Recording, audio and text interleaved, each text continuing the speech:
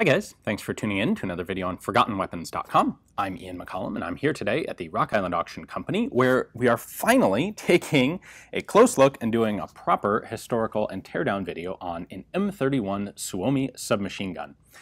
We've looked at a bunch of other varieties of this. In fact, we've looked at almost every version of this up close except this one. And I actually had the chance to do some shooting with a couple of these in Finland, but didn't have the opportunity at that time to do a full-on proper video.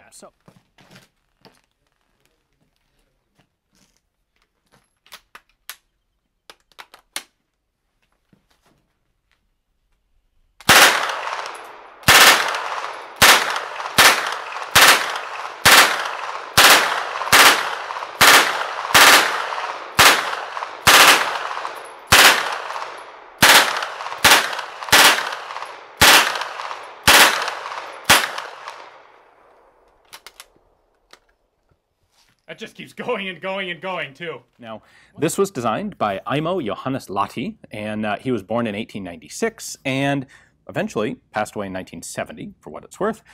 But I think he was absolutely a gun guy at heart, and of course got into the world of arms design and was responsible for a number of guns other than, in addition to, this one, although I would argue that this is probably his best piece of work. Now, Lahti did something that would probably sound familiar to some of us watching today, which is apparently when he got his first job as a young man, the first thing he did with his first paycheck was go out and buy an old surplus Russian Berdan rifle and start tinkering with it. And that kind of illustrates the level of interest he had in firearms and firearms design. Well, he did his military service in Finland in 1918 and 1919, and shortly after that he would end up enlisting or going to work for the Finnish army, beyond just being doing his conscripted service.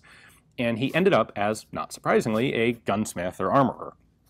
Now at this point he started tinkering around with designs for a submachine gun, and his first ones weren't all that great. His very first version was actually in 32 ACP. Not so good. No one was really interested in that. But he did a follow-up version in 7.65 Parabellum, which was a cartridge that the Finns were using in small numbers at that point. And that started to look interesting. Now, the Finnish Defense Forces weren't really into it yet, but clearly there was some promise because Lahti ended up leaving the military and along with 3 members of his regiment, they formed a company, basically a machine gun company, to allow Lahti to continue developing this gun because they were confident that this would be a good product, that they could interest both the Finnish military and also other countries for export sales of this gun. Now, by late 1924, the Finnish Defense Forces were, in fact, getting interested, and Lahti continued to improve the gun, tinker with it, make modifications, make it a little better, incrementally better and better and better. And by 1926, he had a version that he was actually able to start selling in small numbers. At the time, it was just the Lahti submachine gun. It was retroactively named the M26 to distinguish it from the guns that would come later. The M26 looks a lot like this with 2 differences. It has a safety lever, rotary lever here on the side of the stock, and more distinctively, it uses this almost half-circle stick magazine, and that's because of the 7.65 cartridge, which is a bottleneck cartridge, so you ended up with this curved mag, and it came out of here and it came like way up, almost back up to the barrel. There are very few of those around. In fact, unfortunately for the Finns, all the ones that survived in Finnish inventory in the late 1950s were actually surplused and sold. So fortunately they weren't scrapped. They do exist in the hands of museums and private collections today. But anyway, we're talking about the M31. This M26 was popular, or well, it was popular enough to start bringing a little bit of money into the company, and certainly enough to motivate Lahti to keep working and make the gun even better. And the real thing that would drive the breakthrough here, he made a few improvements to the feeding system and the mechanism, and he rechambered the gun for 9mm Parabellum. And by 1931, he had this. And this was really definitely now an interesting thing. The Finnish Defense Forces were interested, but they didn't have a factory, so they didn't have any way to really license production of this thing to make it. And Lahti's own company didn't have a factory. It was basically just a workshop and allowing him to get the gun up and running. There was this problem of how do we actually make a lot of these now that people maybe want to buy a lot of them? And this was an issue until, as such things often work out, a personal connection solved the issue. The president of the Tikkakoski Iron and Wood Industry Company Limited, which was obviously an industrial company in Finland, he happened to know Lahti personally, and he thought this gun had real potential as well. And so he and Lahti came to an agreement, or he and Lahti's company came to an agreement to get exclusive license to produce it.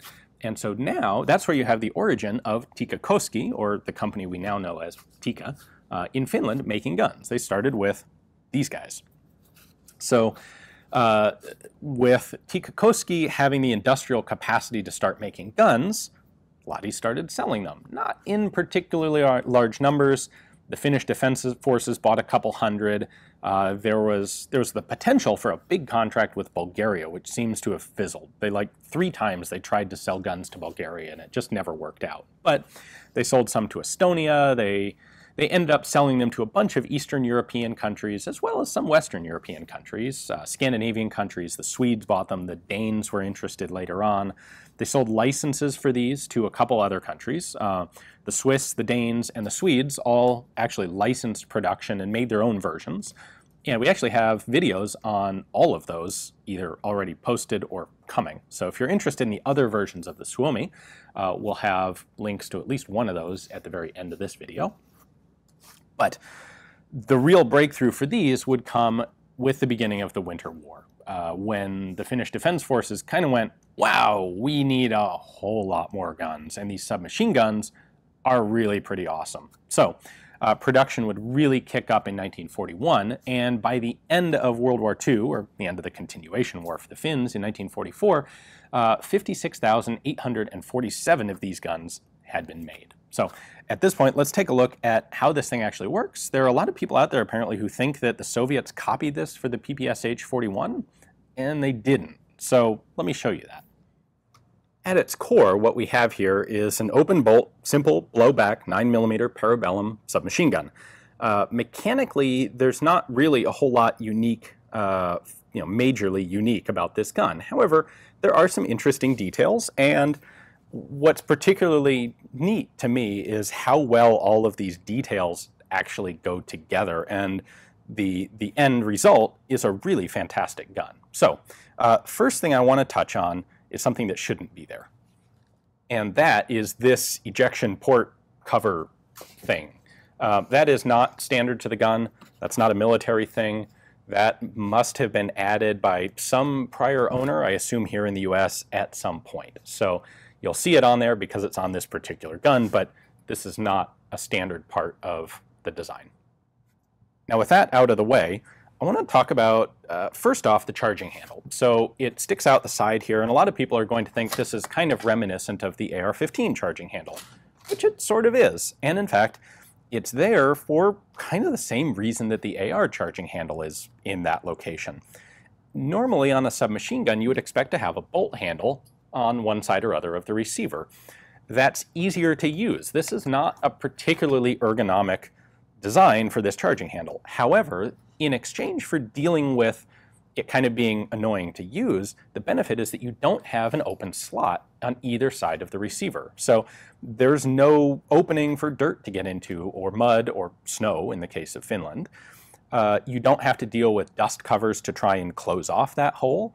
This really does simplify a lot of things about the gun. And if you're willing to accept the ergonomics penalty here, you get a nice payoff for it.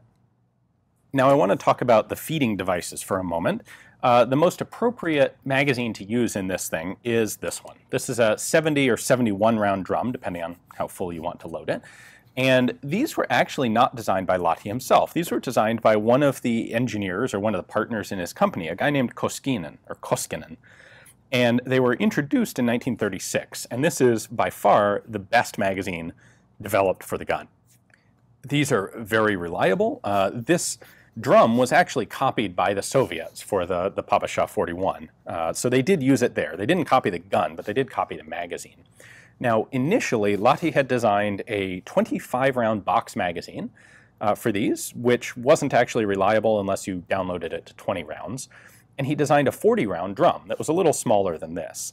And one of the problems with his 40-round drum is that you actually had to load it standing the bullets on their tips. So if you're familiar with this guy, to load this, you take the back cover off, and then you set cartridges in here, and they're sitting bullets pointing up. So you have to be a little careful doing it because, you know, if you slip or tilt this a little too much, the whole stack of cartridges will fall over, and then you're screwed and you have to start over. Well, imagine on Lahti's original 40-round drum, it was far, far worse because you were actually putting the cartridges in bullet tip first. So they were going to be a lot less stable. That drum proved, in addition to being really tricky to load, it wasn't all that reliable. And so when Koskinen came up with this drum design, that really was a great match for this submachine gun. Now, they also at that time introduced, or shortly later, in 1940, they introduced a quad stack 50-round box magazine, typically called a coffin mag. Sorry, I don't have one here to show you. The idea, I think, was just to have something that was, well, it was cheaper to manufacture was really the big deal for the Finnish military. It was more difficult to load. You had to use a loading tool to actually load those. But that and this drum were the magazines that were actually used by the Finnish military in the Winter War and the Continuation War. Those 50-round mags would be made until 1943. These drums would continue to be issued or manufactured through the end of the Continuation War. And then in the 50s, afterwards, after the war was over, the Finns actually adopted a new style of magazine that fixed a lot of issues. They licensed it from the Swedes. It was a magazine for the Carl Gustaf. It is a double-stack, double-feed, 36-round box magazine. It was easy to load, being a double-feed magazine. It was very reliable. It had half the capacity of one of these, but it made up for that in a lot of other ways. Being a simple double-stack box mag, it was also a lot more convenient to carry. So you can use those magazines in these guns, but they didn't exist during World War II. Now, when Tikkakoski started manufacturing these, they were doing so as a private company, and the Finnish government, or Finnish military, was only one of what they hoped would be a lot of different clients. And so, like you might expect of a commercial company, they actually offered this thing with all sorts of cool extra features and options. They had you could get a vertical front grip on these, you could get an integrated folding bipod on them, I'm sure you could get bayonet mounts on them if you wanted. Well, the Finnish Defense Forces, as being notoriously short of funds, as the Finnish military often is, opted to get just the very simplest version, and that ended up being basically what everyone else did. So only a very small number of those fancy guns were ever actually made, and a smaller number of them exist today. What the Finns went for was, well, this configuration. It is a heavy gun. This weighs in at 4.7 kilos. That's like 10.5 pounds. That's the first thing you notice when you pick it up. And it runs really quite fast. This has a rate of fire of something like 900 rounds per minute.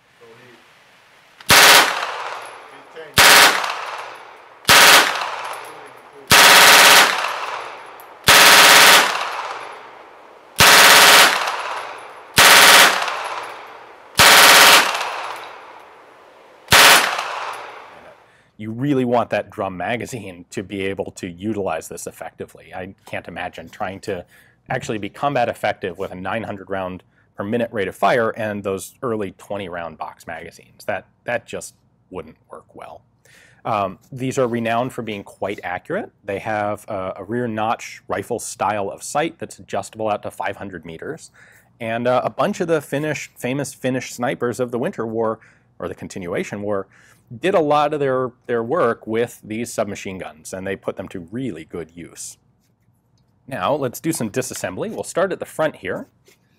Lahti gave this gun a quick detachable magazine and barrel shroud, I think largely because early in his development with some of the predecessors to this gun, they had trouble with barrels getting corroded, which may have been an issue of humidity and corrosive ammunition and not good cleaning practices, may have had something to do with the type of material they were using for the barrels, but that made it maybe not imperative, but really helpful to be able to easily change the barrel. So on these, all you have to do is rotate that lug down,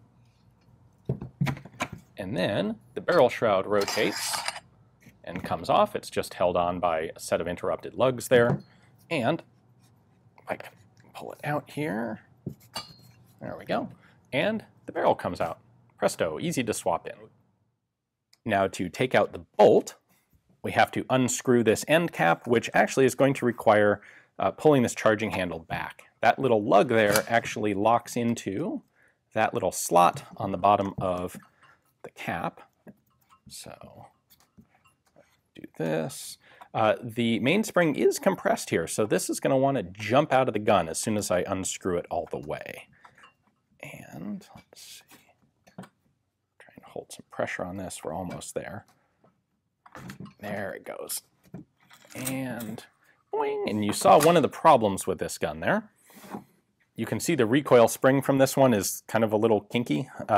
That's kind of normal for these Suomis because the guide rod is a lot shorter than the recoil spring, and it's a small diameter recoil spring. So the solution a lot of other designers in other countries would later come up with to this problem, the problem namely being trying to put this into the gun and not have it do that, is tricky. What most people would end up doing is make a spring that was the same diameter as the receiver tube so that it didn't have any place to go. This gun, development pretty much ended in 1931, so they didn't have a chance to do that. Now we can just drop the bolt out. And then lastly, if we take this screw out, that guy comes out, we can then pull the stock off of the receiver. So there's the whole thing disassembled. Really pretty easy. A good design from that point of view. This was a somewhat expensive gun to manufacture. Not as bad as some, but certainly not as cheap as, say, the stamped guns that would come later. There are a couple things to point out here. One is the muzzle on this. Throughout the gun's service, there had been some complaints about muzzle climb, which I think to me is really much more indicative of inexperienced shooters because there's not really, if you know how to control a submachine gun, this thing has very little muzzle climb.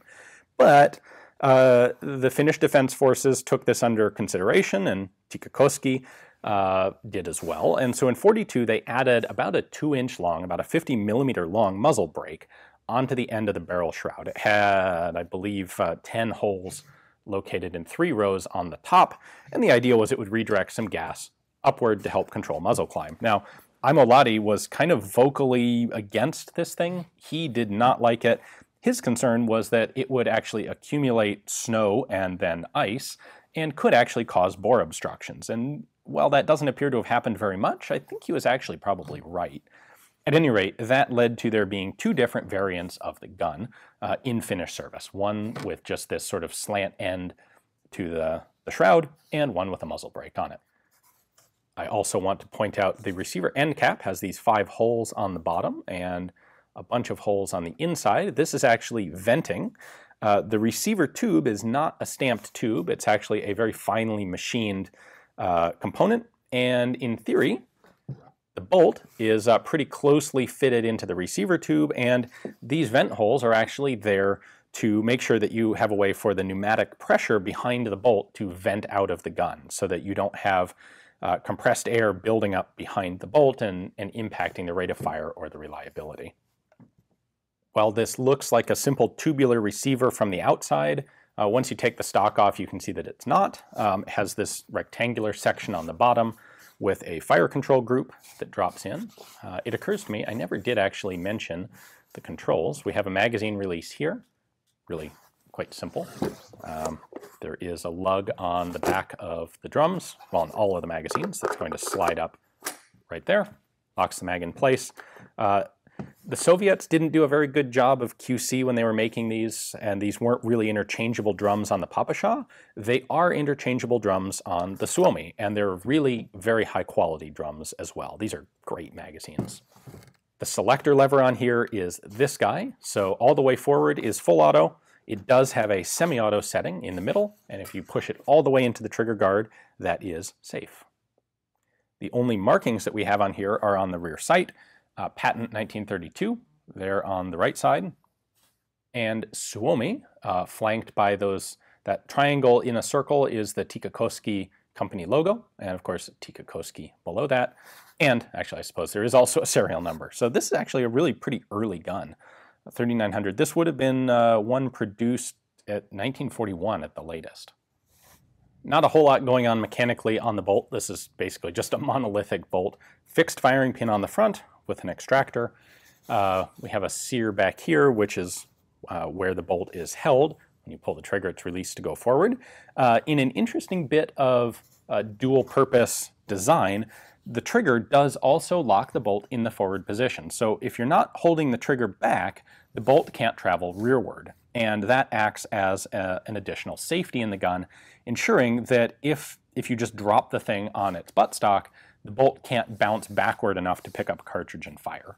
You have to be holding the trigger for that to happen. So I suppose there is the possibility if you drop the thing hard enough to actually have enough momentum to pull the trigger at the same time, maybe it could, but the trigger spring in this guy it's pretty stiff, and I don't see that happening. Certainly there is no real documentation in the record, no documentation of complaints of that being an issue with the Suomi. So Aimo Lahti did a good job on the basic fundamental design elements of this gun. These guns would remain in finished service for really quite a long time. They were only surplused actually fairly recently, and in fact, if you're in the United States, you may recognize these. We have a semi-auto version that came on the market several years ago, maybe 10 years ago now, and there were, and to some extent still are, a lot of parts kits available, and that's because a large bulk of the surplus finished guns in the 90s were actually cut into parts kits and exported into the US. So some of those were rebuilt into semi-autos. Unfortunately, to me at least, the semi-auto version of this thing is really pretty terrible. With a 16-inch barrel on it to not be an NFA item and semi-auto only, and the extra springs put in to make it semi-auto, it's really not a good gun. Not once you've gotten a chance to shoot a proper live full-auto Suomi submachine gun. So I really do think these are one of the standout submachine guns of the Second World War. They may not look like it, and when you first pick one up, boy is it heavy, but when you actually get to shooting with them, they are just marvelously controllable and accurate guns. And I can absolutely see why the Finns were so happy with them and used them for so long. And I think I can see why some other countries really enjoyed being able to use them and manufacture them on license as well. So not necessarily the most popular gun of the war, not one that we necessarily associate with World War II, because it was really primarily used just between the Finns and the Soviets. Germans did acquire some of these, but kind of in that melange of like SS weapons where they kind of took a little bit of everything that was available. So primarily the Finns fighting the Soviets with these. Anyway, if you would like to see detailed pictures, description, value estimate, this is a transferable full-auto submachine gun registered with the NFA here in the United States. You can see a bunch more information on it through a Rock Island Auctions catalog page. If you take a look at the description text below, that will take you to Forgotten Weapons, my website, and you can link there to the catalog page on this guy if you'd like to see more. Thanks for watching.